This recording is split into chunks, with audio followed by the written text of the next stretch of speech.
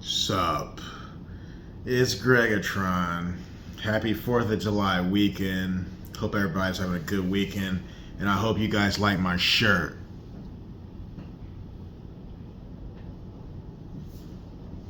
America. Yeah. Alright. I got a video game review for you guys. This is what I'm talking about right here. This video is about God of War on PS4. It's just called God of War, but it's the 4th installment. As far as I know, there was 2 of them on PlayStation 2. And then God of War 3 was on PS3 and 4. That's this one. This is remastered. This you can play on PS5 because it's on the PS4. This is the sequel to that. Alright, so it's not the first God of War game, it's the 4th. But it might be the 5th because I think there was one on PSP if I'm not mistaken, but everybody considers Ragnarok to be the 5th. That's okay. Anyway, without further ado, this is a good A game. I was about to say the A word. This game is so good. I don't even know where to begin. So, I'm not going to tell you the plot, because if I were to say the plot, it would give stuff away. But I will say this. The story, very good. Very, very good. As you can see, the boy here is in the picture. Boy. That's Kratos' son now, right? And this is just a true adventure from top to bottom. Like, the way he raises his son in this game is priceless. First of all, let me talk about the conversations they have. Not just the two of them, but just the conversations in this game in general. They're just really deep.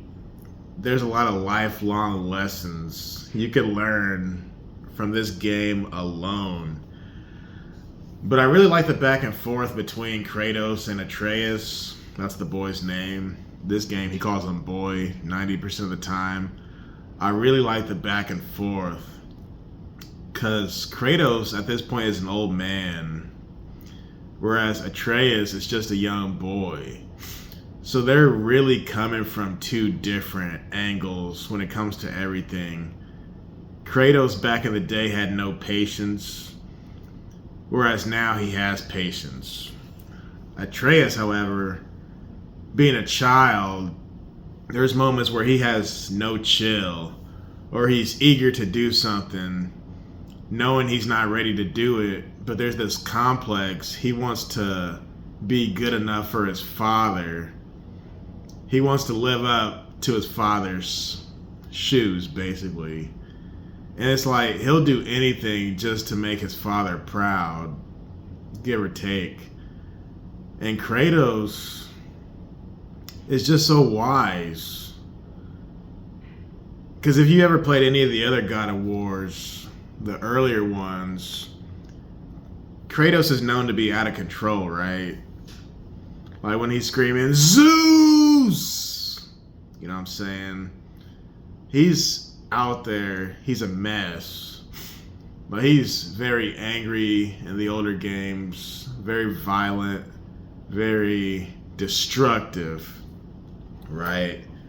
Whereas in this game, he's still powerful, but he has so much wisdom. And I think that's why they gave him a beard, to show that off. But just the things they talk about one-on-one is great. And throughout the game, without giving anything away, throughout the game, Atreus learns more and more about Kratos. And their relationship only is going to expand. It's incredible. And there's understanding between the two. I mean, this is deep. Like, I've played games before where there's two main characters, like Chris and Sheva and Resident Evil 5, things of that nature. But this is deep.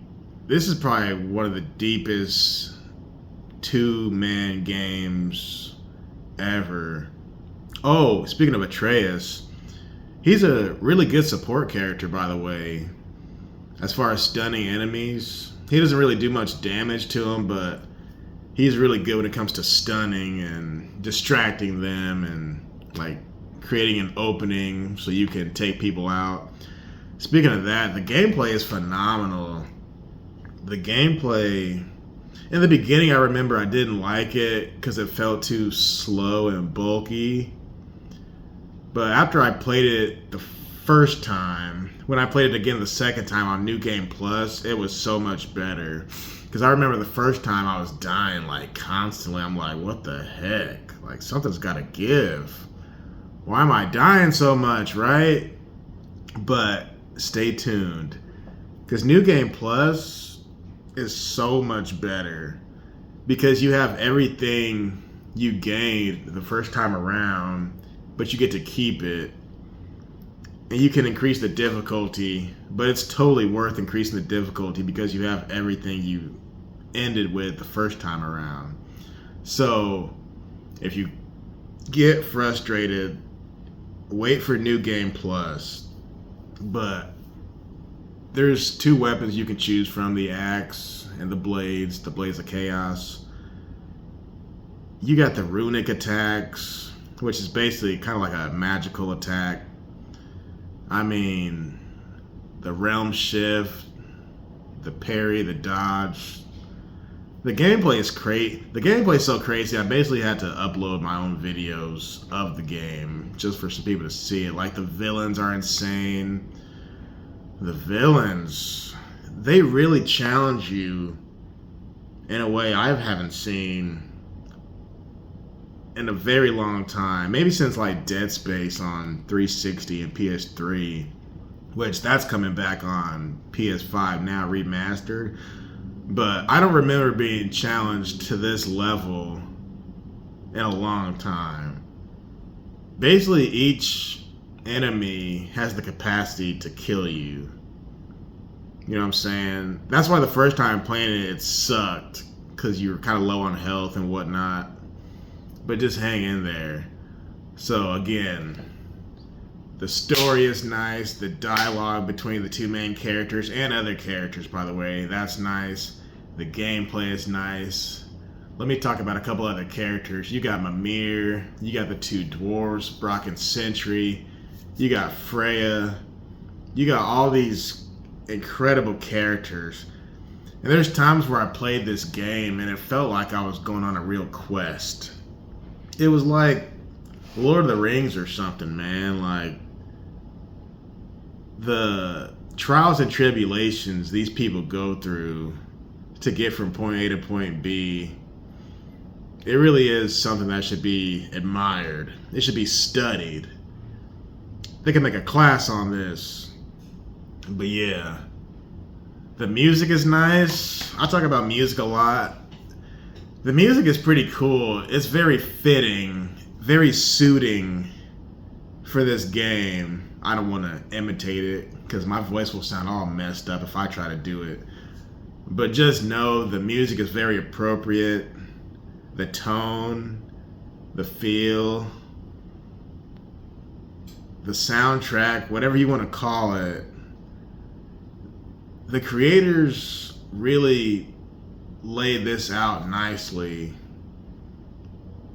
And they understood, okay, the previous God of War was from the last generation, but that was a different type of game. You know what I'm saying?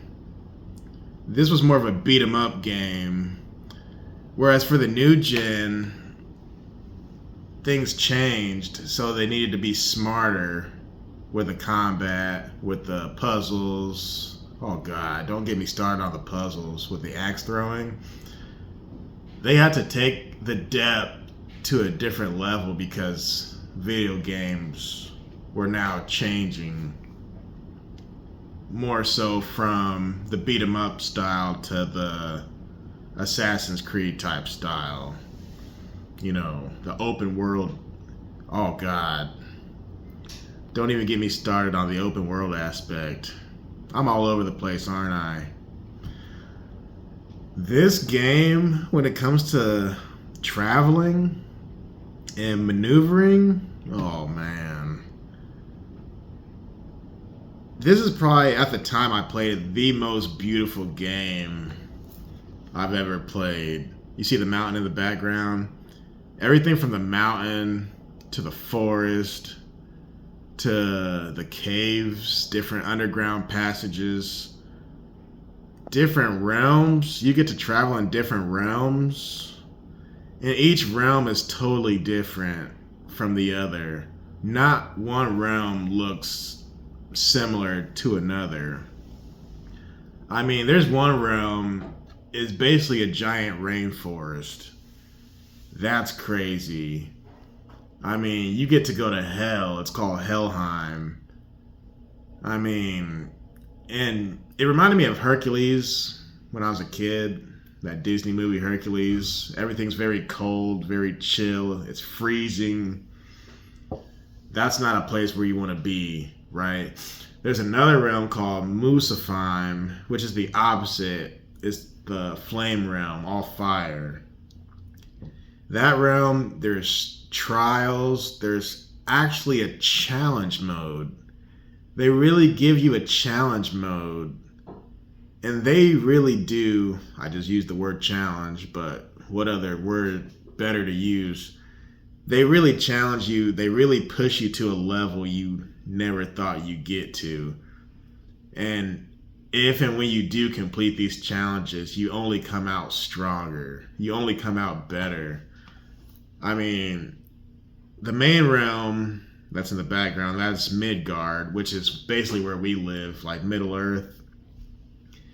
I mean, Niflheim, I'm not going to lie, I hated Niflheim, which was like the gas realm. There's a realm where you go and you can only be in certain areas for so long because when you breathe too much of that gas and you die, that in itself was a challenge. But I can talk about the realms for a long time. But let me say this. I was talking about the enemies earlier. When I put my glasses up, y'all can see the glare. But let me say this. The boss fights, oh man. They really do push you. And there's a specific, particular boss that I want to refer to, but I'm not going to say the name. I don't want to give it away. But shout out to Enderface, because he knows exactly who and what I'm talking about.